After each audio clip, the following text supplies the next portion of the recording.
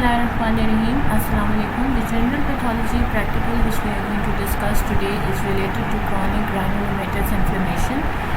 What is chronic granulomatous inflammation? It is a form of chronic inflammation. It is a distinctive pattern of chronic inflammatory reaction which is characterized by collections of activated macrophages, often with T lymphocytes, and sometimes associated with central necrosis. Activated macrophages may develop abundant cytoplasm and begin to resemble epithelial cells and are called epithelioid cells. Some activated macrophages fuse to form giant cells.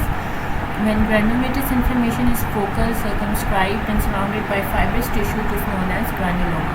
When the immune system is unable to eliminate foreign substances, it forms granulomas to try to wall off these foreign substances. Discussing the granulomatous diseases, the granulomatous inflammation is encountered in the following diseases. It can be bacterial infections caused by Mycobacterium tuberculosis, Mycobacterium leprae, Treponema pallidum. There can be parasitic infections, examples schistosomiasis, can be fungal like histoplasmosis, blastomycosis, can be due to inorganic dust like silicosis, which is a lung disease. It usually occurs when you breathe in dust that contains silica. Berylliosis, which is a chronic lung disease, it is caused by exposure to beryllium, and then it can be due to foreign bodies, and sometimes the cause is unknown, like in sarcoidosis.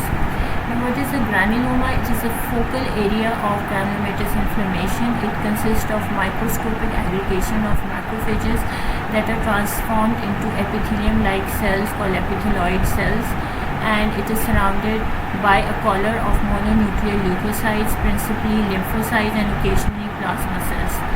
Discussing the microscopic features, epithelioid cells have a pale pink granular cytoplasm with indistinct boundary. Nucleus is less dense than that of lymphocyte, is oval and elongate. Older granulomas develop an enclosing rim of fibroblast and connective tissue.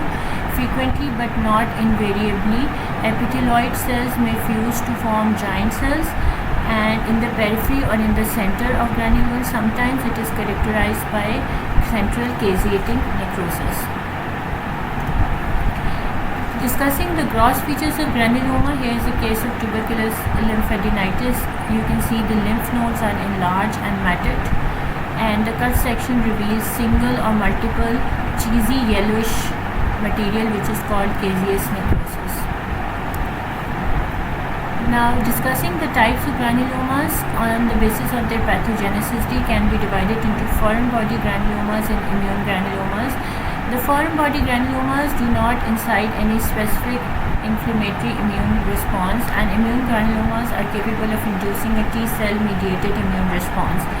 In foreign body granulomas, the agents are large enough to preclude phagocytosis by single macrophage, and immune granulomas, the agents are persistent and insoluble particles, microbes. And examples of foreign body include talc associated with intravenous drug abuse, sutures, graft material, and immune granulomas. Examples include bacterial infections like tuberculosis, leprosy, actinomycosis, cat's crutch disease, parasitic infections, schistosomiasis, leishmaniasis. There can be fungal infection, histoplasmosis, blastomycosis, and due to inorganic dust, metal berylliosis. And identification of foreign body is done using polarized light, and foreign body, it appears refractile. Foreign body is in the center of granuloma. Diseases in which the cause of the granuloma is unknown include sarcoidosis and Crohn's disease. Discussing the etiological classification of granulomas, the tuberculosis caused by Mycobacterium tuberculosis, the tissue reaction will be a non-caseating tubercle or can be a caseating tubercle. In leprosy caused by Mycobacterium leprae, acid fast baseline macrophages and non-caseating granuloma. Syphilis caused by Treponema pallidum, the tissue reaction is a goma. Cat's crutch caused by gram-negative bacillus, rounded or stellate granuloma is seen. Sarcoidosis, the cause is unknown, and non-caseating granulomas is the tissue reaction. In Crohn's disease, you can see dense coronary inflammatory infiltrate with non-caseating granulomas. Now, what is a tuberculous granuloma? It is a prototype for the immune granuloma. It is caused by bacillus of tuberculosis. In tuberculosis, the granuloma is referred to as tubercle, classically characterized by presence of central caseating necrosis, but non-necrotizing granulomas can also be present. Granuloma is composed of epithelioid cell aggregation, which is surrounded by a rim of lymphocytes and plasma cells. Scattered Langerhans type of giant cells are seen. Nuclei of these giant cells are arranged in horseshoe pattern. Entire nodule is surrounded by fibrous tissue. One or more follicles may coalesce and appear as tuberculous nodules, showing the central area of caseous necrosis. Discussing the giant cells of granuloma. What is a giant cell? It is a large cell with more than one nucleus. It is formed by fusion of macrophages or epithelioid cells.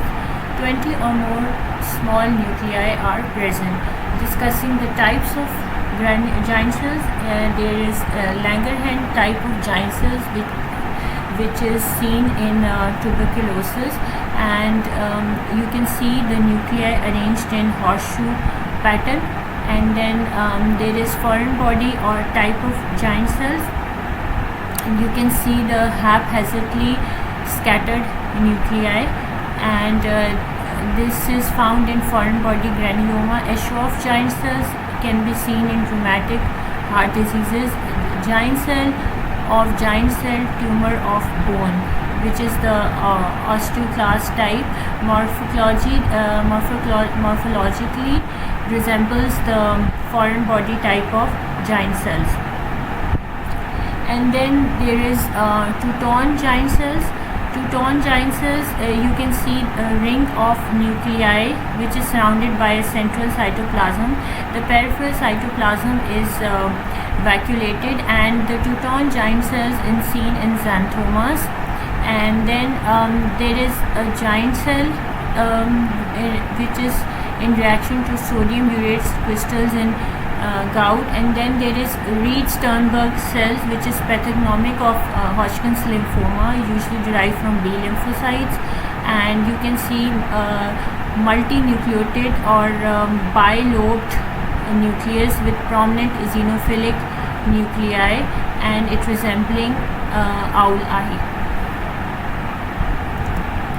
The investigations, morphological patterns of various granulomatous diseases are different, allowing reasonably accurate diagnosis, but it is always necessary to identify the etiological agent by special staining for organisms. Examples include acid-fast stains for tubercular bacilli, culture methods, molecular techniques, polymerase chain reaction in tuberculosis, and some zoological studies. Now students, you have to draw these diagrams in your practical notebooks. This is a diagram of a granuloma, a caseating granuloma showing the central caseous necrosis. Then you can see the Langerhans types of cells, the fibrous connective tissue core, then the fibroblast and the epithelioid cells. Then you have to draw the types of giant cells. Giant cells, you can see the foreign body type of giant cells, which is formed as a reaction to insoluble exogenous or endogenous material. It contains regular nuclei scattered throughout the cytoplasm. Then there is the Langerhans types of giant cells. The nuclei are arranged in horseshoe pattern, and it can be seen in one pole and in both the poles. Now the two-tone types of giant cells, which are seen in xanthomas, and the giant cells with lipid-filled vacuolated cytoplasm. And then there's the anaplastic giant cells, and then the Reed-Sternberg giant cell, which is seen in Hodgkin's lymphoma, usually multinucleated or bilobed nucleus with prominent eosinophilic nucleoli, and it resembles an owl eye. Then the osteoclastic tumor giant cells, we can see the hyperchromic chromatic pleomorphic nuclei scattered throughout the cytoplasm. Thank you.